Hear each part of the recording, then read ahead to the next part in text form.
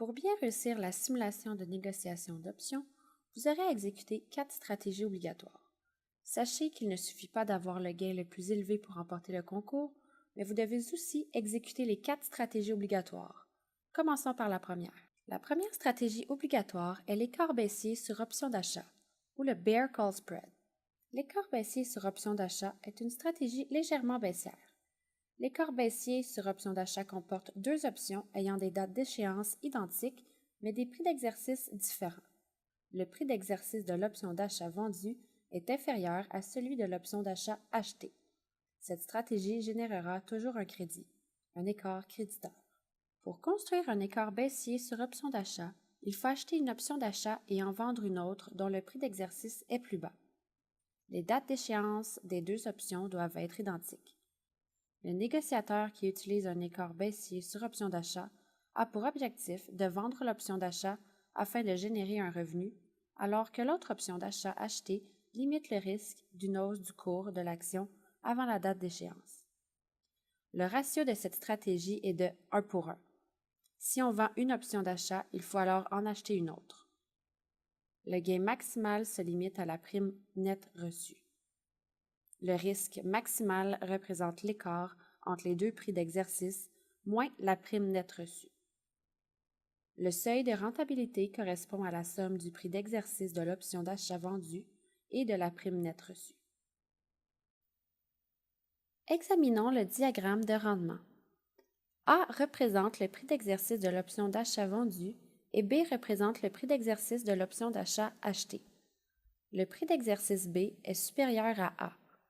Le seuil de rentabilité est le point bleu entre A et B. Si le cours de l'action à la date d'échéance dépasse le seuil de rentabilité, l'opération n'est pas rentable, mais la perte est limitée. Par contre, si le cours de l'action à l'échéance est inférieur au seuil de rentabilité, l'opération devient rentable, mais le profit est limité aussi. Si le cours de l'action à l'échéance est inférieur au prix d'exercice de l'option d'achat vendue, les 2 options sont alors hors jeu et le profit correspond à 100% de la prime reçue. Dans une stratégie d'écart baissier sur option d'achat, la perte maximale survient lorsque le cours de l'action dépasse le prix B. L'idéal, c'est que le cours de l'action soit inférieur à A, à la date d'échéance. Le profit se situera entre A et le seuil de rentabilité. En contrepartie d'un rendement prédéterminé, l'écart baissier sur option d'achat comporte aussi un risque prédéterminé. En tant que négociateur, vous devez chercher une opération où le risque est le plus faible et le rendement le plus élevé. Examinons un exemple d'écart baissier sur option d'achat concernant Enbridge, symbole boursier ENB. D'abord, vous vendez l'option d'achat dont le prix d'exercice est de 34 $ et touchez une prime de 2,69 $. Ensuite, vous achetez l'option d'achat de 36 $ en payant 1,28 $. L'écart généré correspond à un crédit net de 1,41 $. Voyons maintenant l'analyse de risque. Le coût est négatif car il n'y a pas de coût mais un crédit. Le gain maximal est de 141 $, soit la prime nette reçue pour cette stratégie d'écart baissier sur option d'achat. Le risque maximal d'une perte correspond à 59 $, soit l'écart entre 36 et 34 $, diminué du crédit net de 1,41 $. La probabilité de profit est de 34,43 % et le seuil de rentabilité se situe à 35 et 41. Les options ont une durée de 54 jours. Le calcul du profit ou de la perte résultant de cette stratégie est une simple formalité.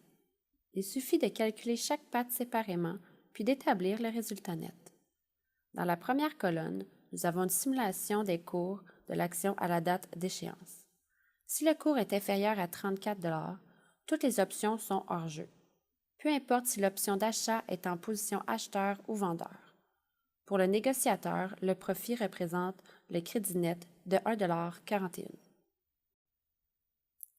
À 35 $, le négociateur perdra 1 $ sur la vente de l'option d'achat de 34 $, tandis que l'option d'achat achetée de 36 $ sera hors jeu. La perte de 1 $ peut être compensée par le crédit net de 1,41 $.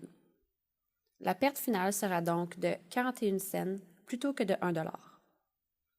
Le seuil de rentabilité se situe à 35,41 $.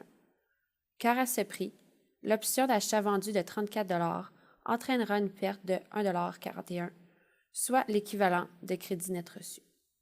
Si le cours de l'action est supérieur à 36 $, ce qui est le prix d'exercice de l'option d'achat achetée, le négociateur est en perte. Étant donné que les deux options sont en jeu, le négociateur fera l'objet d'une assignation relativement aux options d'achat de 34 $ et aura l'obligation de livrer les actions au prix d'exercice de 34 $. Il exercera alors les options d'achat de 36 $ pour acheter les actions. L'achat des actions à 36 $ et leur livraison à 34 $ entraîneront une perte de 2 $. Cette perte sera ramenée à 59 sous grâce au crédit net de 1,41 $ reçu au début. Merci. Pour toute question, contactez-nous au contestadmin@tmx.com.